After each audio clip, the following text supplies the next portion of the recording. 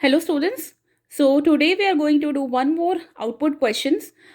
ये थोड़ा सा जो हमारे फर्स्ट 3 क्वेश्चन थे वो थोड़े इजी थे. इसका लेवल थोड़ा सा ऊपर इसलिए क्योंकि वैसे तो आपको देखने में ये सबसे छोटा लग रहा होगा चारों में से, लेकिन यहाँ पे आपको एक कॉन्सेप्ट याद रखना है. म्यूटेबल और इम्यूटेबल डेटा टाइप आपने किया है, तो यहाँ पे इम्यूटेबल डेटा टाइप कौन सा होता है बच्चे, जहाँ पे हम अपडेट नहीं कर सकते वैल्यूज़ को, यानी कि जिसमें हम चेंजेस नहीं कर सकते. और म्यूटेबल होता है जहाँ पे हम चेंजेस कर सकते हैं. जैसे कि हमने यहाँ पे लिस्ट लिया है, तो इसका मतलब लिस्ट जो है it is a mutable data type, और लिस्ट में हम चेंजेस कर सकते हैं. यानी कि जो भी हमारा म्यूटेबल डेटा टाइप होता है उसमें हम चेंजेस कर सकते हैं. लेकिन कुछ ऐसी सिचुएशंस होती हैं जहाँ पे लिस्ट के अंदर मॉडिफिकेशन नहीं होता, ओरिजिनल लिस्ट में मॉडिफिकेशन नहीं होता. वो कब नहीं होता, ये चीज़ आपको ध्यान रखनी है. मॉडिफिकेशन तब नहीं होता जब आप क्या करोगे, या तो आप लिस्ट को एक न्यू वैल्यू असाइन कर रहे हो, राइट. एक तो इस केस में नहीं होगा. दूसरा किस केस में नहीं होगा, जहाँ पे आप उसको एक नया वेरिएबल असाइन कर रहे हो, राइट. अगर आप लिस्ट में एक नई वैल्यू असाइन करते हो या फिर यानी कि पूरी की पूरी लिस्ट को ही आप मॉडिफाई करने की कोशिश करोगे तो नहीं होगा ओरिजिनल में चेंज. या फिर आप लिस्ट को एक नया वेरिएबल असाइन करोगे तो भी उसमें चेंजेस नहीं होंगे. अब इस कंडीशन में अब अगर आप देखो, आपके पास दो लिस्ट है, लिस्ट 1 और लिस्ट 2, यानी कि आप वो दोनों जो लिस्ट है वो ऊपर आप पास कर रहे हो T1 और T2 में. अब T1 और T2 में जब आपने पास किया, यानी कि आप पूरी की पूरी लिस्ट को, इस वाली लिस्ट को चेंज करने की कोशिश कर रहे हो, जो कि नहीं होगा.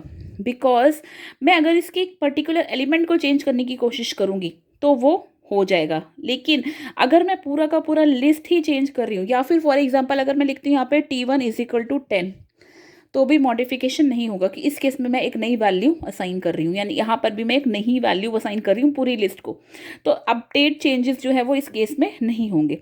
लेकिन तो यानी कि लिस्ट 1 जब हम प्रिंट करेंगे तो एज इट इज़ क्या प्रिंट हो जाएगा, 10, 20 और 30, क्योंकि लिस्ट 1 हमारी यहाँ पर क्या है 10, 20, 30, यानी कि जो इसका आउटपुट आएगा सबसे पहले आएगा 10, 20 एंड 30.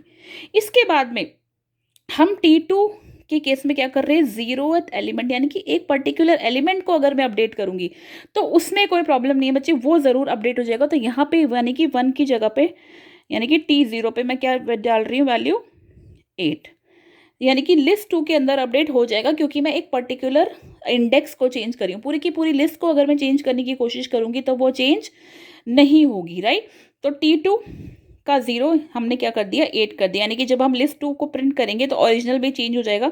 तो हमारे पास क्या प्रिंट होगा, 8, 2 एंड 3, और ये दोनों किस में प्रिंट होंगे, विद इन द ब्रैकेट्स, क्योंकि ये जो है it is a list. Now students let us try, और इसको हम एक बार ही रन करके भी देखते हैं ताकि ये जो कॉन्सेप्ट है ये आपको अच्छे से क्लियर हो जाए.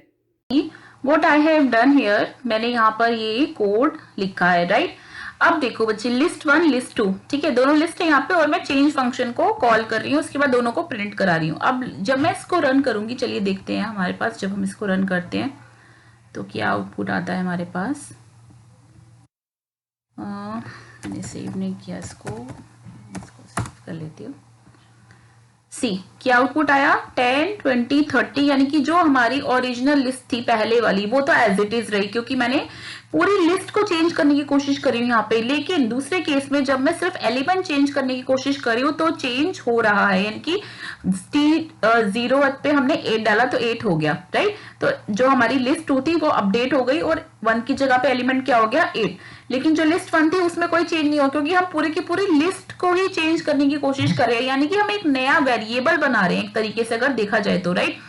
अब एक और तरीके से मैं आपको बताती हूँ, अगर T1 की जगह में जैसे यहाँ पर मैं 10, 20 कुछ भी वैल्यू डाल दूं, तो अब ये क्या, मैंने एक नया वेरिएबल बना दिया एक तरीके से, और जिसके अंदर वैल्यू क्या है, इंटीजर वैल्यू है, यानी कि 0. इस केस में भी अगर मैं इसको दोबारा रन करती हूँ तब भी देखो बच्चे क्या होगा, तब भी आउटपुट क्या आएगा, यही आएगा 10, 20, 30, क्योंकि मैं क्या कर रही हूँ, पूरा का पूरा एक नया वेरिएबल क्रिएट कर रही हूँ, या तो मैं नया वेरिएबल क्रिएट कर रही हूँ, या फिर अगर मैं पूरी की पूरी लिस्ट को ही मॉडिफाई करने की कोशिश कर रही हूँ तो उस केस में ओरिजिनल में कोई चेंजेस नहीं आएंगे. जैसे यहाँ पर भी अगर मैं ऐसे लिख दूं T2 और यहाँ पर लिख दूं 1, 3, 8 ऐसे मैं कोई भी वैल्यू डाल दूं यहाँ पे और मैं इसको क्लोज कर देती हूँ।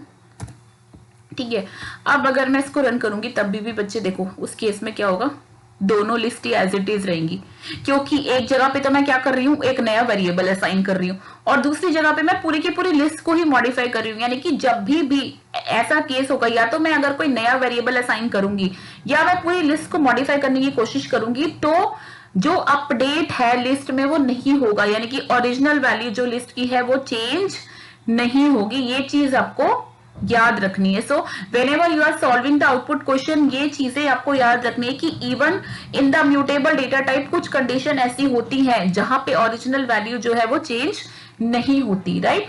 सो ऐसे ही आप और क्वेश्चंस की प्रैक्टिस करते रहिए। मैंने ऑलरेडी 3 आउटपुट क्वेश्चन आपको पहले भी शेयर करे and I am going to share 5 or 6 more type of questions in my later videos, and if you need any help in anything you can surely put in the comment box. I can provide you the notes and other material in case you want, या फिर आप मेरी email ID जो कि मेरे already इस पे mention है डिस्क्रिप्शन पे, आप उस पे मुझे मेल कर सकते हो।